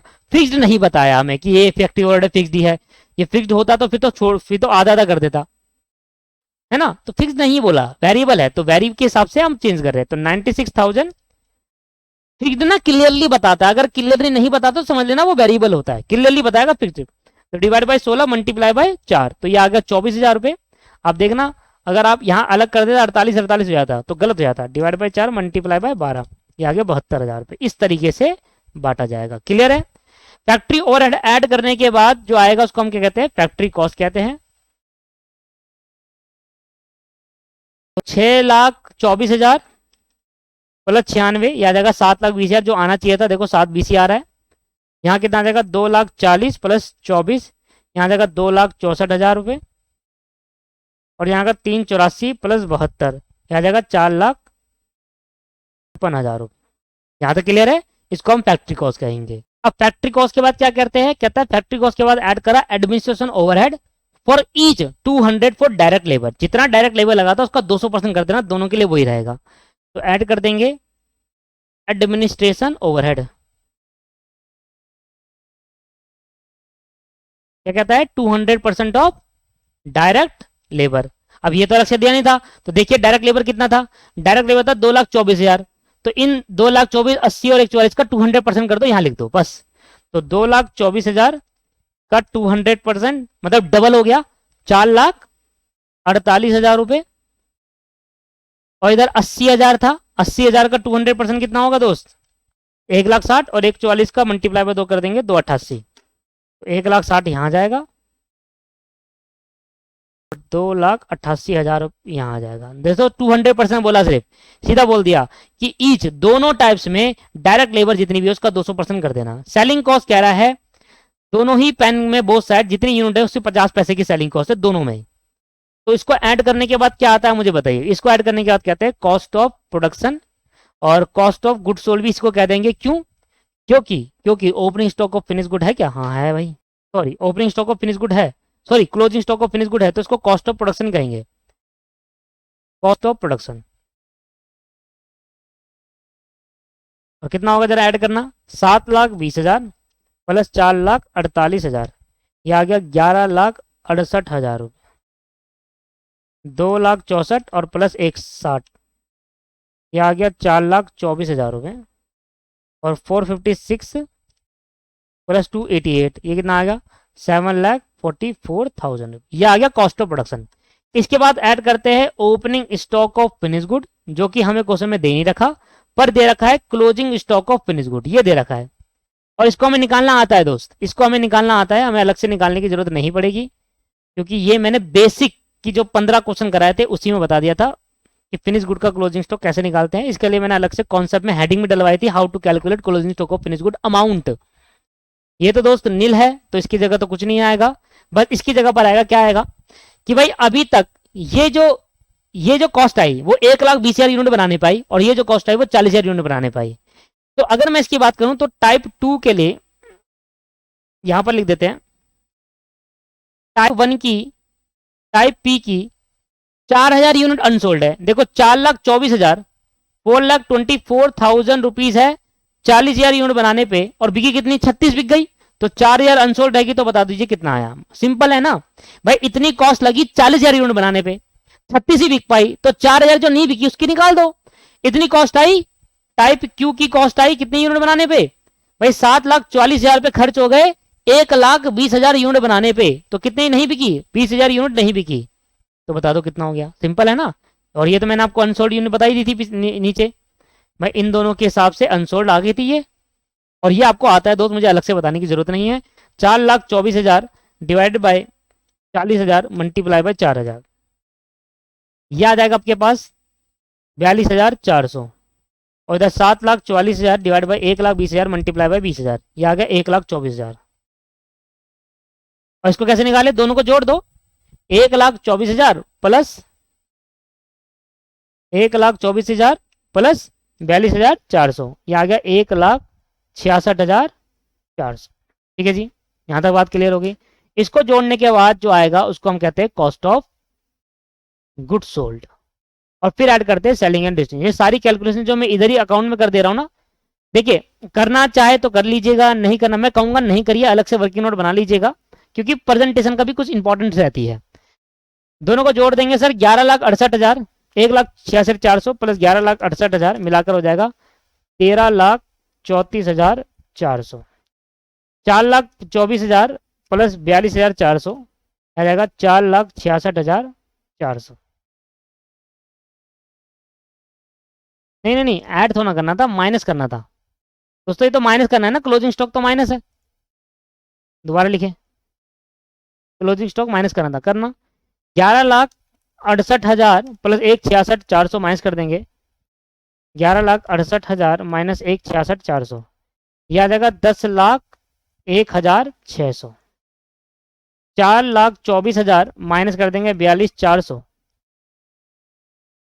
3,81,600, और 7,44,000 माइनस कर देंगे 1,24,000, ये आ गया 6,20,000। अब मुझे बताओ कितनी यूनिट बिकी, जितनी यूनिट बिकेगी उसी पे सेलिंग प्राइस लगेगी, तो मैंने कहा इसमें ऐड कर देंगे सेलिंग एक्सपेंस। सेलिंग एक्सपेंस और टाइप पी के लिए अलग और टाइप क्यू के लिए अलग। क्यों दोस्त? टाइप पी की 36,000 यूनिट बिकी और 0.50 के हिसाब से सेलिंग कॉस्ट आती है जितनी यूनिट बिकेगी, और टाइप क्यू में 1 लाख ही यूनिट बिकी, इसमें भी 0.50 के हिसाब से आएगी। तो दोनों को जोड़ देंगे, 36 को डिवाइड कर देंगे 2 से, इसके लिए 18,000 रुपये की कॉस्ट आएगी और इधर 50,000 की कॉस्ट आएगी। दोबारा पढ़ा देता हूं आपको एक बार। बिकी इतनी यूनिट 36 और 1 लाख, और कह रहा था लास्ट में सेलिंग कॉस्ट है वो 50 पैसा है पर पेन फॉर बोथ टाइप, दोनों पेन टाइप के 50 पैसा लगेगा। मतलब अगर 36,000 यूनिट बिकेगी तो उसमें आधा, उसका आधा कर देंगे, 18,000 की कॉस्ट आएगी, ये आ जाएगा 68,000 रुपये। ऐड कर देंगे, ऐड करने के बाद इसको बोलेंगे, क्या बोलेंगे, कॉस्ट ऑफ सेल। और कॉस्ट ऑफ सेल में ऐड कर देंगे दोस्त प्रॉफिट, तो आ जाएगी सेल। और सेल आप निकाल सकते हो कैसे भाई, दे रखी है यूनिट,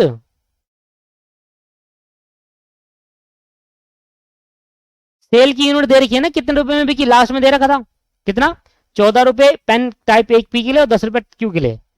तो ये जो आएगा, ये कितना आएगा, 36,000 यूनिट बिकी है 14 रुपए के हिसाब से, और यहाँ 1 लाख यूनिट बिकी है 10 रुपए के हिसाब से। तो 36,000 मल्टीप्लाई बाई 14, यह आ गया 5,04,000 और ये आ गया 10 लाख। कॉस्ट आपको कैलकुलेट कर लेंगे, 381। दोस्तों कॉल ले रहा था इसलिए वीडियो को पॉज कर दिया और मैंने लिख दिया तब तक कॉल करते करते, ठीक है। तो आप उतार लीजिए सर, इन दोनों को जोड़ दिया, बाकी कुछ नहीं करा, इन दोनों को यहाँ पर ऐड कर दिया, इतनी आपकी कॉस्ट है। ये आ जाएगा 15,04,000, और डिफरेंस से क्या आ जाएगा तो आपको पता है सर, ठीक है जी। 5,04,000 माइनस 3,99,600 दैट्स कॉल 1,04,400, और पर यूनिट निकालना आपको आता है, मुझे निकालना नहीं पड़ेगा। 6,70,000 माइनस 10 लाख 3,30,000, दोनों को जोड़ देंगे 3,30,000 प्लस 1,04,400 आ जाएगा 4,34,400। पर यूनिट निकालना आता है ना, हाँ। पर यूनिट निकालने के लिए इसको आपको 36,000 से डिवाइड करना है, इसको भी आपको 36,000 से डिवाइड करना है, और इसको भी 36,000 से डिवाइड करना है। इसकी पर यूनिट तो पहले से पता है, इसको आपको 1 लाख से डिवाइड करना है और इसको आपको 1 लाख से डिवाइड करना है, इसको 1 लाख से। जब आप इनको डिवाइड कर दोगे तो ये इन दोनों से आ जाएगी कॉस्ट पर यूनिट और इन दोनों से आएगी प्रॉफिट पर यूनिट, और यही निकालना था आपको, cost per unit, profit per unit, total cost, total profit और टोटल सेल। 4-5 चीजें पूछी थी उसने, कॉस्ट पूछी थी टोटल, टोटल प्रॉफिट पूछा था, टोटल सेल पूछा था, कॉस्ट पर यूनिट और profit per unit. Answer is yours. ठीक, ठीक है दोस्त। एक लास्ट क्वेश्चन और रह गया, उसको भी कर लेते हैं, 34 क्वेश्चन, और हमारी क्लास खत्म हो जाएगी और हमारा चैप्टर भी खत्म हो जाएगा। आइए, तो कह रहा है a factory uses job costing method. Job costing method एक फैक्ट्री यूज कर रही है, जॉब कॉस्टिंग का है। The following cost data is obtain from its book for the year ended 31 March 31 December 2017। Direct material दे रखा है, लेबर दे रखा है, आप इग्नोर कर दो जॉब कॉस्टिंग, क्योंकि जॉब कॉस्टिंग मेथड और कॉस्ट शीट में कोई भी डिफरेंस नहीं होता। जब मैं जॉब कॉस्ट शीट बताऊंगा आपको कॉस्ट शीट ही करनी पड़ती है वहां पर, ठीक है जी। तो डायरेक्ट मटेरियल आपको दे रखा है, डायरेक्ट लेबर दे रखा है, सेलिंग एंड डिस्ट्रीब्यूशन ओवरहेड दे रखा है, एडमिनिस्ट्रेशन ओवरहेड दे रखा है, फैक्ट्री ओवरहेड और प्रॉफिट दे रखा है आपको, सभी चीज आपको दे रखी है टोटली। और कहता है repair a job cost, repair नहीं prepare, repair PRE, job cost sheet. Job cost sheet नाम का लिख देना, पर है बेसिकली देखो एक जॉब कॉस्ट शीट, मैंने कहा ना कि जॉब कॉस्ट शीट में भी हमें कॉस्ट शीट ही बनानी होती है, बस ऊपर लिखना होता है statement showing job cost sheet, बस। Indicating the prime cost, work cost, production overhead, cost of sale and sale. ये पहले तो ये कर लो कि भाई जो इन 2018 में क्या बात हुई बाद में करेंगे, पहले एक चीज कर दूं, पहले एक पार्ट कर देता हूं, और एक पार्ट तो कर ही लोगे भाई, प्राइम को सबको जोड़ना है, इन दोनों को जोड़ने के बाद प्राइम कॉस्ट आएगी, फैक्ट्री ओवरहेड जोड़ने, कर दो जल्दी करो जल्दी करो भाई। हेडिंग डाल देना क्वेश्चन नंबर 34, हेडिंग डालेंगे statement showing job cost sheet, statement showing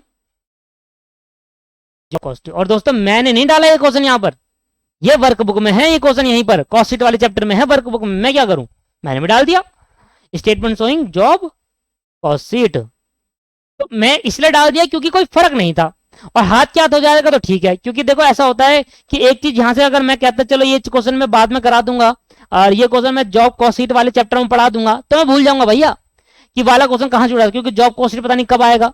है ना, तो वो चैप्टर बोल हाथ क्या करा देते हैं, क्या सिंपल है, बस यही तो लिखना है जॉब कॉस्ट शीट, बाद में देख लेंगे क्या होता है ये। ठीक है, तो मैं पहले तो आपका जो नॉर्मल है तरीका है उससे कर लेते हैं। भाई डायरेक्ट मटेरियल दे रखा है, डायरेक्ट लेबर दे रखा है, इन दोनों को जोड़ने के बाद आ जाएगी प्राइम कॉस्ट, कितना सिंपल है, प्लस फैक्ट्री ओवरहेड दे रखा है, ऐड करने के बाद आ जाएगी फैक्ट्री कॉस्ट, फिनिश गुड वगैरह कुछ नहीं दे रखा, इसके बाद ऐड कर देंगे office and administration overhead, add करने के बाद जो आ जाएगी वो आएगी कॉस्ट ऑफ प्रोडक्शन, ऐड कर देंगे, वो नहीं है फिनिश गुड वाला कुछ नहीं, ओपनिंग क्लोजिंग का, सेलिंग एंड डिस्ट्रीब्यूशन ओवरहेड, और ऐड करने के बाद आएगा कॉस्ट ऑफ सेल, उसमें ऐड करेंगे प्रॉफिट, ये सबसे पहले कराना चाहिए था मुझे, तो आ जाएगी सेल। बस यही तो करना है इसमें, पहले वाले पार्ट में तो कुछ नहीं है, दूसरे वाले पार्ट में है कुछ, ऐसा नहीं है कि बेकार क्वेश्चन है, दूसरा वाला पार्ट अच्छा है। ली जल्दी देखिए, सब कुछ दे रखा है क्वेश्चन के अंदर, डायरेक्ट मटेरियल 90, डायरेक्ट लेबर 75, ये आ जाएगा 90,000, ये आ जाएगा 75,000, ऐड करते चलेंगे, 90,000 प्लस 75,000 आ जाएगा 1,65,000। कितना दे रखा है, 45,000,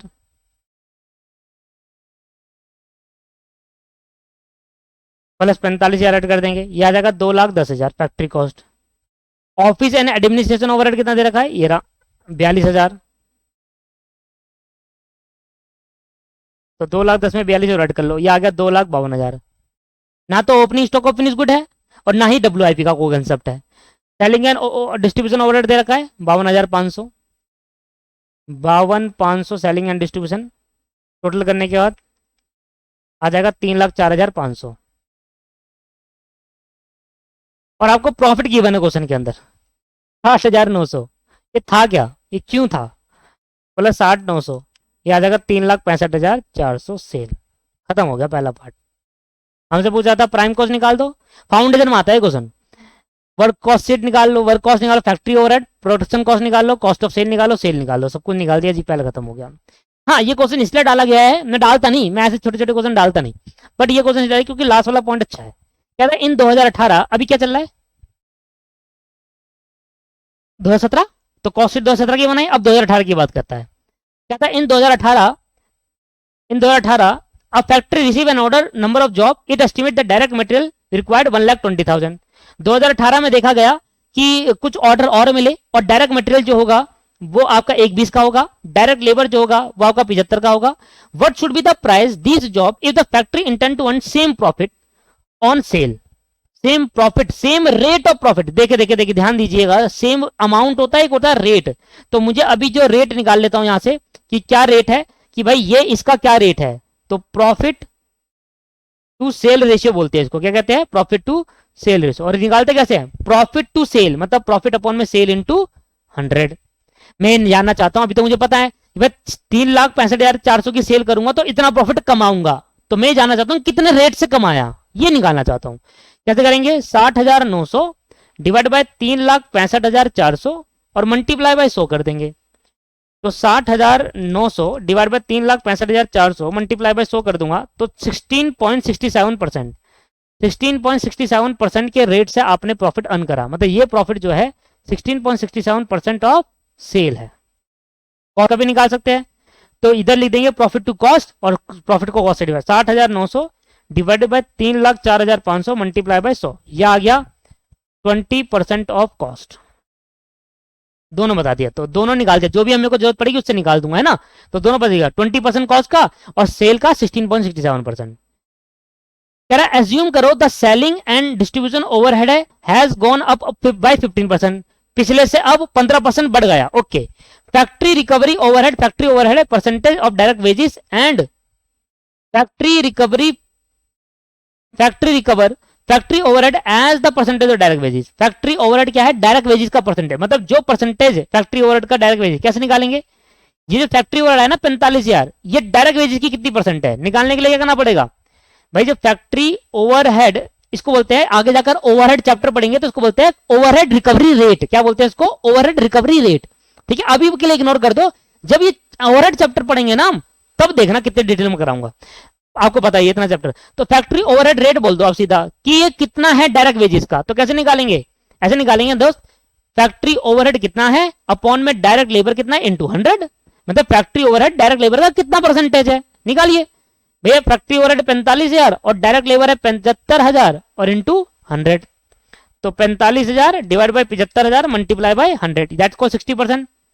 ये वर्किंग नोट में आपको उतारने हैं सारे के सारे। Working note number 1, factory overhead rate निकालना है एज पर डायरेक्ट लेबर, और यहां working note number 2 profit to sale ratio बोल दो या प्रॉफिट टू कॉस्ट रेशियो बोल दो, निकालना है। कहता है ध्यान दीजिएगा, रिकवरी रेट की बात कर रहा था। फैक्ट्री ओवरहेड जो परसेंटेज डायरेक्ट वेजेस से होगी वही परसेंटेज लगा देना, जो पहले थी वही लगा देना। And administration and selling and distribution overhead as the percentage of work cost. And नहीं आना चाहिए था यहां पर, चलो ठीक है। कहता है जी फैक्ट्री ओवरहेड जो है वो डायरेक्ट वेजेस की परसेंटेज का होगा, और एडमिनिस्ट्रेशन और सेलिंग ये दोनों वर्क कॉस्ट की परसेंटेज का होगा on the basis of cost rate previous year. जैसे कि मैंने क्या, मैं अलग अलग परसेंटेज निकालता हूं, तो बी पार्ट क्वेश्चन में करने के लिए मुझे 3-4 परसेंटेज चाहिए। पहली परसेंटेज चाहिए कि factory overhead to direct wages percentage, factory overhead to direct wages rate 2017 में कितना था, वही रेट जो 2017 में था वही 2018 में लगेगा, ये कह रहा है। और कैसे निकालेंगे, जहां 2 आ रहा है इसका मतलब factory overhead to direct wages आ रहा है ना, तो फैक्ट्री ओवरहेड अपॉन में डायरेक्ट वेजेस इंटू 100 निकाला। अभी कितना, 45,000 अपॉन में 75,000 इंटू 100, तो आया 60%। तो मैं कह सकता हूं कि जो फैक्ट्री ओवरहेड है ना वो डायरेक्ट वेजेस का 60% है, ऐसा कह सकता हूं। क्या क्या कह सकता हूं, लिखो यहां पर, क्या कह सकता हूं, 60% ऑफ डायरेक्ट लेबर या फिर डायरेक्ट वेजेस, ऐसा कह सकता हूं। ये निकाला है मैंने, 75 आएगा, 60% निकालो 45 ही आएगा। अब जो कह रहा है कि जो ऑफिस एंड एडमिनिस्ट्रेशन है ना, ये कुछ परसेंटेज है ऑफ फैक्ट्री कॉस्ट का, इसका, और सेलिंग एंड डिस्ट्रीब्यूशन भी कुछ परसेंटेज है फैक्ट्री कॉस्ट का। यहां पर यूज करा था वर्क कॉस्ट, यहां पर जो यूज करा है वो वर्क कॉस्ट करा है, और वर्क कॉस्ट को ही फैक्ट्री कॉस्ट कहते हैं। तो अब मुझे निकालना पड़ेगा जो ऑफिस एडमिनिस्ट्रेशन ओवरहेड है वो फैक्ट्री कॉस्ट का कितने परसेंट है, और ऐसी selling and distribution overhead factory cost का कितने परसेंट है, वही ये आ गया पहला। अब जरा सेकंड में आए, office and administration overhead to factory cost rate, और निकालेंगे कैसे, 2 का मतलब डिवाइड, तो office and administration overhead divide by factory cost multiply by 100, मतलब फैक्ट्री कॉस्ट का कितने परसेंट है, निकल जाएगा। ऐसी थर्ड, ऐसी selling and distribution overhead to factory cost, इसका भी फैक्ट्री कॉस्ट के हिसाब से निकालना था कि ये फैक्ट्री कॉस्ट का कितना रेट है इसका। तो मैंने क्या करा, सेलिंग एंड डिस्ट्रीब्यूशन ओवरहेड जो है, जो अमाउंट आया वो फैक्ट्री कॉस्ट का कितने परसेंटेज है, बताइए। फैक्ट्री कॉस्ट कितना दे रखा है, फैक्ट्री कॉस्ट जो मुझे दे रखा है वो 210 है और ये 42 है, तो ये है 42,000 रुपये आया ओवरहेड, और ये 2,10,000। तो मैंने कहा अगर 2,000 फैक्ट्री कॉस्ट है तो इसका कितना परसेंट है, तो 42,000 डिवाइड बाय 2,10,000 मल्टीप्लाई बाय 100 लिखेंगे। 42,000 divide by 2,10,000 multiply by 100 is equal to 20% है, ठीक है जी। और ये वाला ऑफिस एडमिनिस्ट्रेशन कितना है, सेलिंग एंड डिस्ट्रीब्यूशन, समझ में आ रहा है ना आपको, क्या बोला है, 52,500। मैं थोड़ा स्पीड से कर रहा हूं, बाकी और कुछ नहीं, याला लास्ट क्वेश्चन है ना इसलिए। 52,500 2,10,000 का कितने परसेंटेज है, ये आपसे बस ये जानना चाहता है कि जो सेलिंग एंड डिस्ट्रीब्यूशन कॉस्ट आई थी ना पिछले साल, वो फैक्ट्री कॉस्ट का कितने परसेंट है, वही रेट इस साल होगा, ठीक है। तो रेट जब तक मुझे पिछले साल का नहीं पता होगा तो इस साल लगाऊंगा कैसे, तो 52,500 divide by 2,10,000 multiply by 100 that's called 25%। तो मुझे 4-5 रेट मिल गए दोस्त, एक तो मुझे मिल गया भैया ये तो आपके पास 20% है, 20% है फैक्ट्री कॉस्ट का, सेम रेट अप्लाई होगा। ये आपके पास है 25% है फैक्ट्री कॉस्ट का, ये मतलब ये भी फैक्ट्री कॉस्ट का 20% और ये भी फैक्ट्री कॉस्ट का 20%, यही बोला था क्वेश्चन में। Administration and selling and distribution overhead as the percentage of work cost based on the cost rate prevailing in a previous year, जो पिछले साल का रेट होगा वही रेट इस साल मान लेना, एज्यूम कर लेना।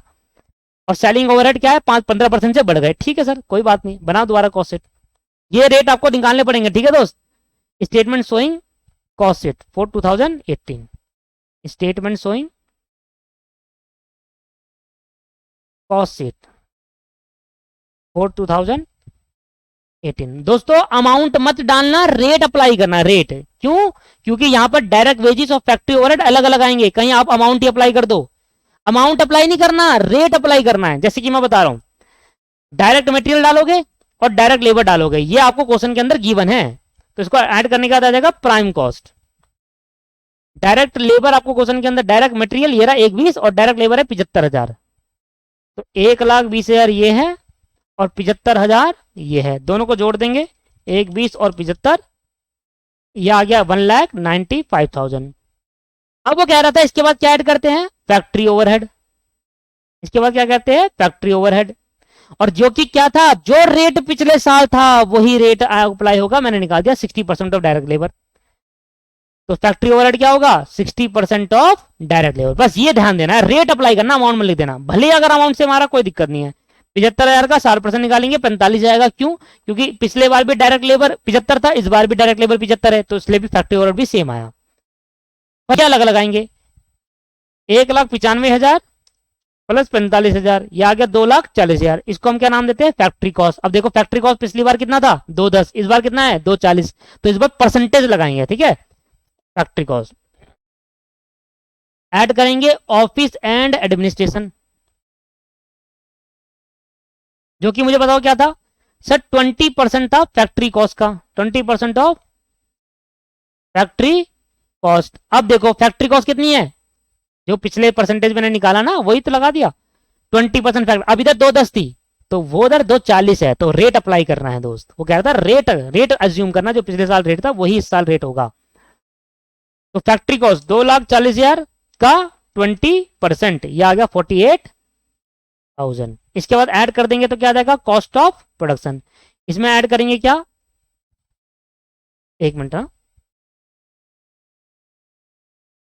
कहता है सेलिंग एंड डिस्ट्रीब्यूशन ओवरहेड भी परसेंटेज है, पर 15% बड़ा भी है, 15% इसने बढ़ाया भी है, गोन अप है। Selling and distribution overhead gone up by 15%। Okay, check करेंगे। ऑफिस एडमिनिस्ट्रेशन आ जाएगा कितना, 2,40,000 प्लस 48,000, ये आ जाएगा 2,88,000। ठीक। अब कहता है सेलिंग एंड डिस्ट्रीब्यूशन ओवरहेड, ये क्या था, सुना ध्यान से, ये था 25% ऑफ फैक्ट्री कॉस्ट। मैंने अभी जो निकाला वो 25% ऑफ फैक्ट्री कॉस्ट, पर ये कह रहा है जो 25% ऑफ फैक्ट्री कॉस्ट आएगा ना, उसमें 15% का अप हुआ है, ऐसा कह रहा है। पहले तो समझो, लास्ट वाले लाइन कहा कि सेलिंग एंड डिस्ट्रीब्यूशन जो है, सेलिंग एंड डिस्ट्रीब्यूशन ओवरहेड है, वो भी परसेंटेज है वर्क कॉस्ट का। तो मैंने कहा वो परसेंटेज कितनी है वर्क कॉस्ट का, 25%। अभी निकाला आपको ऊपर कि जो सेलिंग एंड डिस्ट्रीब्यूशन है वर्क कॉस्ट का कितना परसेंट है, 25% है ना, वर्क कॉस्ट 25% है। पर वो कह रहा है 25% तो है ही, साथ में बोला भी है कि सेलिंग एंड डिस्ट्रीब्यूशन ओवरहेड जो है वो राइज हुआ है 15% से, तो मतलब ये जो अमाउंट आएगा इस पे 15% राइज कर देना। इतनी बात है, समझ में आया नहीं आया, क्लियर है कि 15%। आप डायरेक्टली मत ऐड करना, पहले दिखाना 25% कितना आता है फैक्ट्री कॉस्ट का। तो देखो फैक्ट्री कॉस्ट जो है 2,40,000, तो 25% ऑफ 2,40,000 जो भी आएगा उसमें ऐड कर देंगे 15%, जो कि प्राइस रेंज होने की, मैंने आपको बताया प्राइस रेंज होने का मतलब क्या है। एक तो यूनिट बढ़ने के हिसाब से वो बढ़ी, ठीक है, यूनिट बढ़ने की वजह से कॉस्ट बढ़ती है, वो तो ठीक है भाई, 50,000 यूनिट पे इतनी कॉस्ट, तो भाई 1,00,000 में थोड़ा बढ़ेगी, पर प्राइस भी तो बढ़ता है साल खत्म होने के बाद। होता है ना रेट, पहले 600 रुपए एक लेबर को देते थे, अब 650 देते, तो वो रेट में 15% अप्लाई हुआ है, बढ़ा है। पहले एडवर्टाइजमेंट कराने में 500 रुपए लगते थे, अब 650 लग रहे हैं, ऐसे करके 15% बढ़ गया। मतलब पहले 500 रुपए लगते थे, 15% ऐड कर देंगे तो 575 लगेंगे। आप ये वाला रेट अप्लाई करने की बात, तो 2,40,000 का अगर मैं 25% निकालूं पिछले साल का रेट तो आता है 60,000, पर 60,000 पे बात खत्म नहीं होगी दोस्त, 15% राइज अप हुआ है, 15% इसमें ऐड कर देंगे, तो यहां जो 60,000 आया है इसमें ऐड कर देंगे 15% ऑफ 15%, 60,000 का ही 50% ऐड कर देना है, तो आएगा 69,000 रुपीज। तो ये 69,000 आया, इसको ऐड करने के बाद जो भी अमाउंट आएगा उसको हम कहते हैं कॉस्ट ऑफ सेल। सेल पता है 2,88,000 प्लस 69,000, या आ गया आपके पास 3,57,000, 3,57,000। ये एक इंपॉर्टेंट चीज है, ध्यान दीजिएगा, ये वाले एक इंपॉर्टेंट चीज है दोस्त, ये वाला चीज इंपॉर्टेंट है। बाकी में तो सिंपल था, रेट अप्लाई कर दो, ये वाला इंपॉर्टेंट है। इसके बाद प्रॉफिट, और आपको पता है प्रॉफिट मैंने दो तरीके से निकाला, एक तो सेल का प्रॉफिट परसेंटेज, एक कॉस्ट का। तो यहाँ कॉस्ट तरीके कॉस्ट का लगा देते हैं 20% ऑफ कॉस्ट। उसने साफ साफ बोला था कि जो प्रॉफिट परसेंटेज पिछले साल कमाया वही अमाउंट ऑफ प्रॉफिट परसेंटेज कमाना है, क्वेश्चन में लिखा हुआ है साफ साफ। 3,57,000 का 20% कितना हो गया? 71,400। और ऐड कर देंगे तो क्या आ जाएगा? 4,28,400। That's the end of the question. यहाँ लिखा हुआ है कि if the factory intend to earn same rate of profit percent, amount नहीं, same rate of profit percent on sale. मैंने कहा ठीक है, मैंने सेल और आप सेल के हिसाब से निकाल लो, आप कॉस्ट के हिसाब से निकालो। सेल के हिसाब से क्या था? 16.667%। और देखो जब 4,28,400 का 16.6666 ले आना एंड तक और फिर परसेंट दबा देना, 71,399 आ रहा है। दैट्स कॉल्ड 71,400 रुपए। और दैट द आंसर और and of the cost sheet. And of the cost sheet. दोस्तों कॉस्ट शीट मेरा खत्म हो गया है। इसके बाद जो आपको नया चैप्टर करना है वो मटेरियल चैप्टर करना है। नेक्स्ट क्लास से मैं मटेरियल चैप्टर कराऊंगा आपको, ठीक है? आपको भी मटेरियल चैप्टर करना है। देखिए आप अपने, मैं फिर कहूंगा एक लास्ट बार, आप अपने कोर्स को मेरे अकॉर्डिंग से चलाइए, अपने अकॉर्डिंग से मत चलाइए दोस्त। मैं पढ़ चुका हूं पूरा कोर्स, आप पहली बार पढ़ रहे हैं, तो कृपया करके ध्यान दीजिएगा। मैं कह रहा हूं कि इसके बाद ये चैप्टर करे तो ये चैप्टर करे, आगे जाकर प्रॉब्लम नहीं आएगी। अगर आप कोई भी चैप्टर उठा लोगे, बहुत सारे स्टूडेंट कहते हैं इंपॉर्टेंट के हिसाब से चैप्टर उठा लेने लगते हैं, गलत है वो चीज, नहीं समझ में आएगा आपको।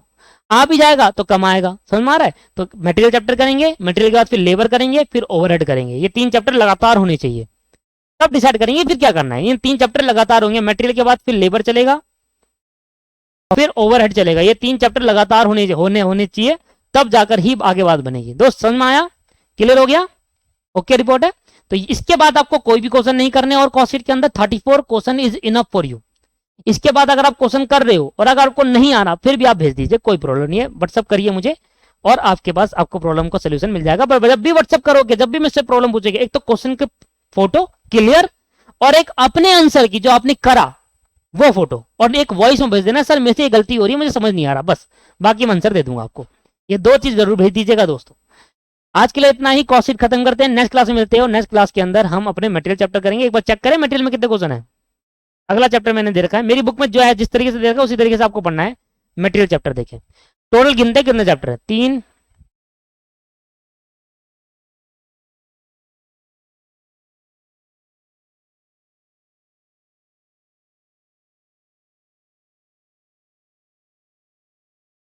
उन्नीस, 21, बहुत सारे चैप्टर ऐसे मटेरियल चैप्टर क्वेश्चन है ना जो स्टूडेंट ने करे नहीं होते। मैं पूरा चैप्टर कराऊंगा आपको, और बहुत ही मुश्किल मुश्किल क्वेश्चन है दोस्त। देख रहे हो आप ये क्वेश्चन? ऐसा सोचा भी नहीं होगा स्टूडेंट ने। ये स्कैनर के क्वेश्चन है, पेपर में आए हुए क्वेश्चन है, कर नहीं पाते।